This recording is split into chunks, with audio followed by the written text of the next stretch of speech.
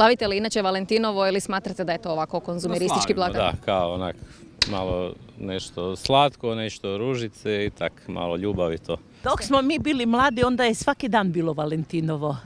A i sad je svaki dan Valentinovo jer mi se lijepo družimo, opustimo se i uživamo. Svake godine se slavi ruža i takve stvari i to je to. Svake godine stvarno dobim cvijeće i neku bombonjericu sa srčekom. Idem sad ženi kupiti cvijeće. Razlika je takva što su nama svi ti muški, bez obzira jesi udan ili nisi udan, svi smo dobili karanfile ili ružu. I onda su nas lijepo poljubili i nama je bilo predivno.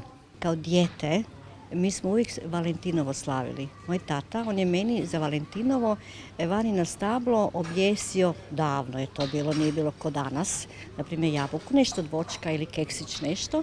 To je kao vrapčići se žene na Valentinovo i to je kao se obilježavalo, da. Što vam je najbitnije? Da smo zajedno. Samo to. Svaki dan, ne samo na Valentinovo.